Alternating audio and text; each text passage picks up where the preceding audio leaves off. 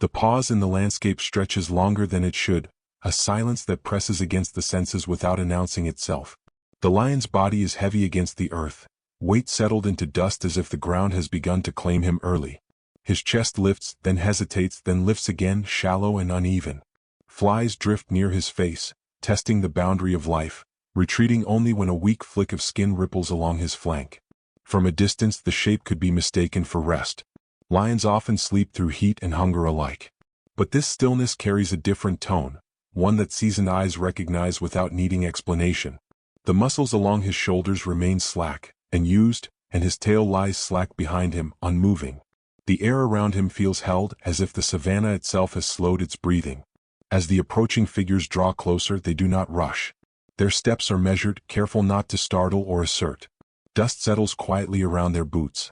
The lion's ear twitches once, registering presence without strength to respond. His eyes open briefly, clouded but aware, following motion without lifting his head. There is no warning growl, no attempt to rise.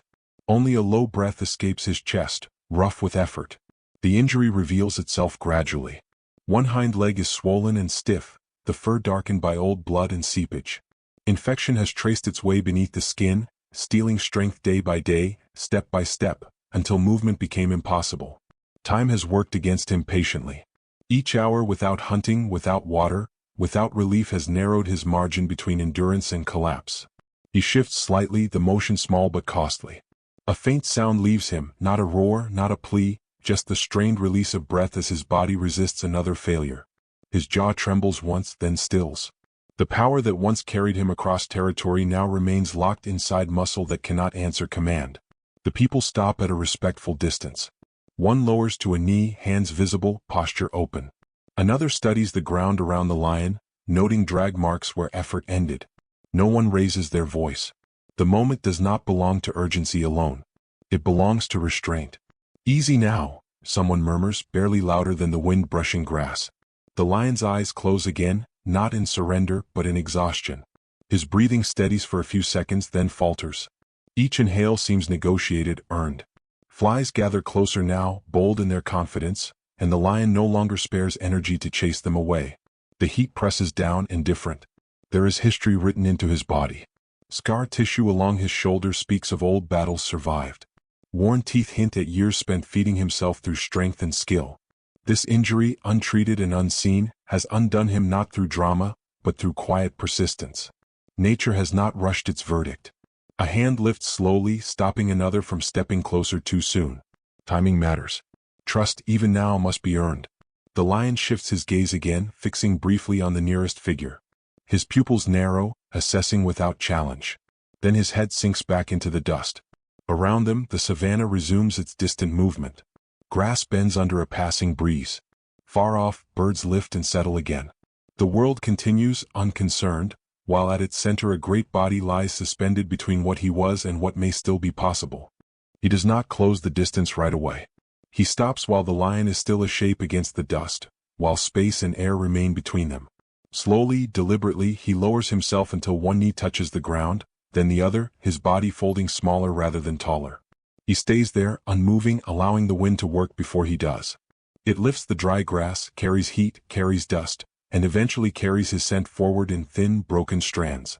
The lion's ears twitch in response. It is not sudden. It is not sharp. Just a small adjustment, muscle remembering its purpose. His tail drags a short line in the dirt, lifts once, then settles again. The movement costs him more than it should. His breathing stutters, ribs pressing against skin that has grown too loose around them. He does not turn his head, but his awareness sharpens, spreading outward without effort. The man remains still. He does not raise his hands. He does not reach for anything. The ground is warm beneath him, and he lets that warmth anchor him there. Distance, in moments like this, is not an obstacle but a language. He watches the lion's sides rise and fall, measuring rhythm instead of speed. Each breath becomes a piece of information, each pause between them slightly longer than comfort allows. Concern grows quietly. It does not arrive as urgency or fear. It arrives as noticing. The way the lion's shoulder does not shift when he inhales. The way his back foot lies turned at an unnatural angle, toes pressed into dust without tension. The flies that settle and linger too long before lifting again. None of it demands reaction. All of it asks for restraint. Time stretches. The savanna hums softly around them, insects threading sound through the heat. Somewhere far off, something moves through grass, unseen and unconcerned. The lion exhales, a low sound pushing past his teeth, and his jaw tightens briefly before relaxing again. His eyes open just enough to catch light, unfocused but alert, tracking shape without lifting his head. The man shifts his weight only when necessary, slow enough that the movement barely registers. He keeps his gaze low, never fixed directly on the lion's eyes. Trust does not form from attention alone. It forms from the absence of pressure. The wind shifts again, carrying scent more clearly now. The lion's nostrils flare once, shallow but deliberate. Another long moment passes. The lion attempts to adjust his position, gathering strength that no longer answers fully. His effort results in little more than a tremor through his flank. He stops before it becomes pain, conserving what remains. Dust clings to his whiskers. His ears flatten briefly, then ease back into neutral. "It's all right," the man says softly, the words barely shaping the air. The sound does not startle. It simply exists, low and even, then disappears. The lion blinks once. His breathing steadies for a short stretch, as if the rhythm has been borrowed from somewhere else. The tension in his neck eases a fraction, though his body stays grounded, heavy with exhaustion. The man does nothing else. He does not advance. He does not retreat. Waiting becomes his action. Watching becomes his offering. In this space between them, nothing is demanded of the lion, not movement, not submission, not strength. Only presence. Heat drifts across the plain as the sun begins its slow descent, light thinning, shadows lengthening around the lion's body. Grass whispers as the breeze passes through again. The lion lies where he is, alive within stillness, while patience settles over the land like a second sky. The movement begins almost imperceptibly, a gathering of effort before action. The lion's neck tightens, muscles drawing together as if remembering an older strength. Slowly, carefully, he lifts his head from the dust. The motion is uneven, burdened by pain that travels through his body in delayed waves.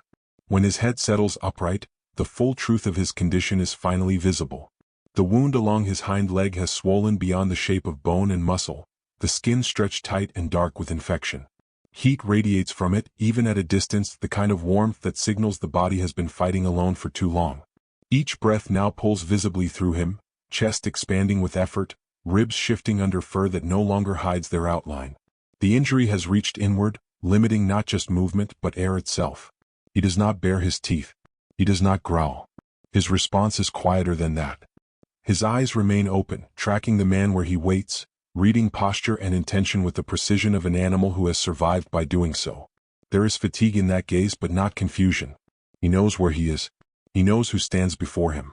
The man adjusts his position, sliding forward only a few inches at a time, movement slow enough to feel almost like stillness. The space between them narrows, not through advance, but through permission. The lion does not retreat. His body remains grounded, weight settled fully into the earth, as though standing has already been ruled out.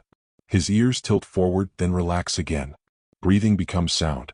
A low, broken rumble escapes his chest, uneven and strained, not a warning but an involuntary release. It carries fear shaped by pain and something else alongside it, an easing of tension that comes when resistance is no longer possible. The sound fades quickly, leaving behind the dry rasp of breath moving through tired lungs. The man stops again, close enough now to see the fine tremor running through the lion's flank. He lowers himself further, reducing his presence, hands open and visible. He studies the wound without staring, understanding that the body before him has already decided how much it can endure. The lion shifts his head slightly, then lets it rest again, though not fully down. His eyes never leave the man. There is no challenge in them, only assessment, the careful calculation of a creature balancing instinct against survival. The flies scatter briefly as his tail moves once more, then gather again when the effort ends. "You're okay," the man says softly, the words barely shaped. The lion exhales long and slow. His jaw loosens, the tension in his neck easing just enough to be noticed. He does not move away when the man inches closer now. He allows the approach, not because his wildness has faded, but because necessity has rewritten the rules of the moment. Strength has narrowed into endurance, and endurance has found its limit. Around them the land remains unchanged. The grass bends with the breeze. The light shifts subtly, lowering toward warmth instead of glare. Somewhere far off, birds settle into quieter patterns. The lion remains still, head lifted just enough to watch, eyes reflecting the dimming sky. In this narrow space between fear and relief, something delicate holds. The lion breathes. The man waits. And as the sun sinks lower, casting longer shadows across the dust, the savanna seems to pause with them, honoring the quiet exchange unfolding at its center. Care continues without urgency, unfolding in small, deliberate increments. The lion shifts his weight first as a reflex, a subtle redistribution that travels unevenly through his frame. Pain answers immediately. His muscles tense, then hesitate, unsure of their own reliability. Dust stirs beneath him as one foreleg presses down harder than intended, claws dragging a shallow line into the ground. He pauses there, suspended between effort and retreat. His breathing grows faster for a moment, shallow pulls of air that rattle softly in his chest. The wounded leg trembles, bearing more than it was meant to. His body sways once, the movement caught and corrected before it becomes a fall. Instinct urges him to lower himself again, to return to stillness where pain is predictable. The man remains close but unmoving. He does not reach. He does not close the final space.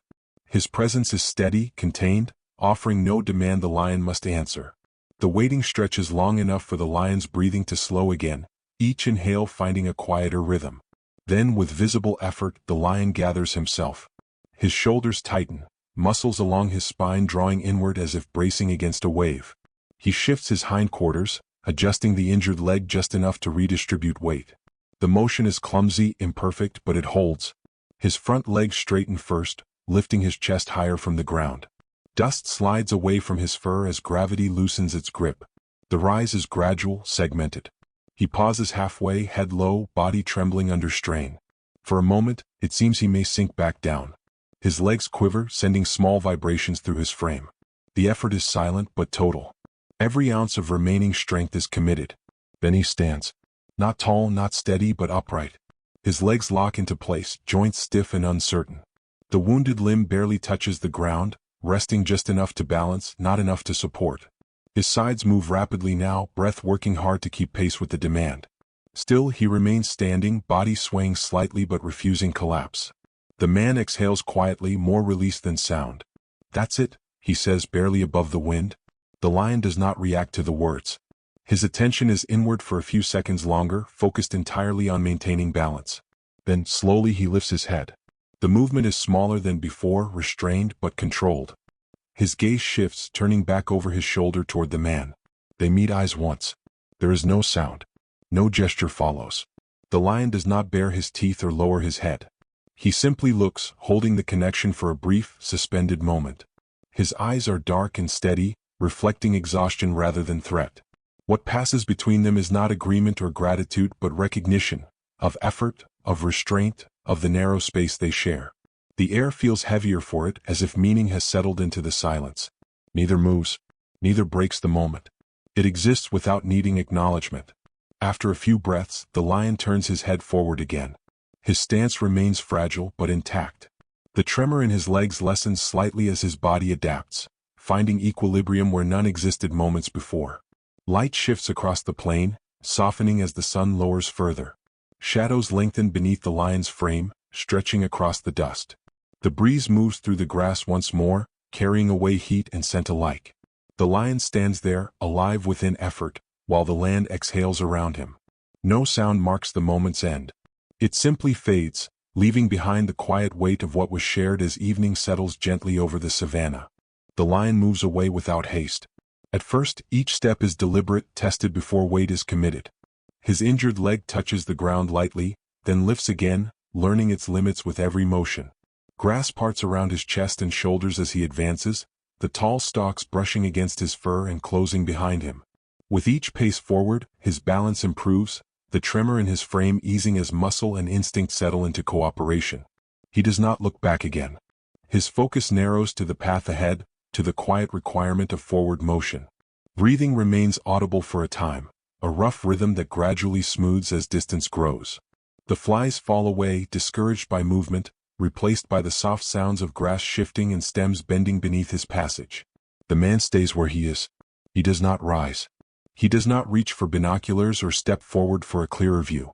He lets the lion take the space he needs, understanding that departure is part of survival, not separation. His hands rest loosely at his sides, posture open even now, as if the exchange has not yet fully concluded. The lion's outline thins as he moves deeper into the grass.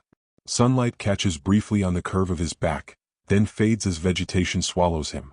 For a moment, only the tops of the grasses sway, marking his progress like a slow tide moving inland.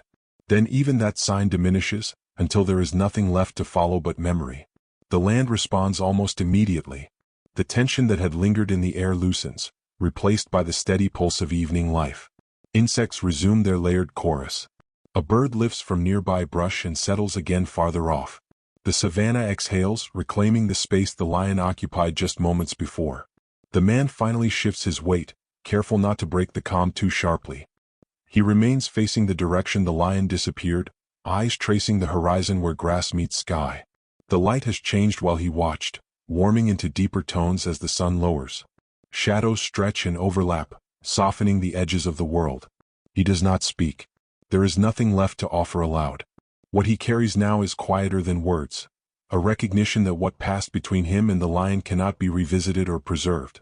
It existed only because of timing, patience, and restraint, and because neither demanded more than the moment allowed. Dust settles slowly around his boots. The breeze shifts, cooler now, carrying the scent of dry earth and distant water. Somewhere beyond sight, the lion continues onward, each step drawing him farther back into the life that shaped him. Pain may follow. Recovery may be uncertain. But movement for now has returned. The man remains still a while longer, honoring the space left behind. He watches as the horizon softens, colors thinning into dusk. The grass moves gently, no longer marking a path, only responding to wind. When he finally turns away, the savanna holds no trace of what occurred. No mark remains in the dust that tells the story fully. Yet the quiet knowledge stays with him, carried inward rather than back across the plain. As evening settles, the last light slips beneath the sky, and the land rests again, wide, indifferent, and whole, while somewhere within it, a lion moves forward unseen.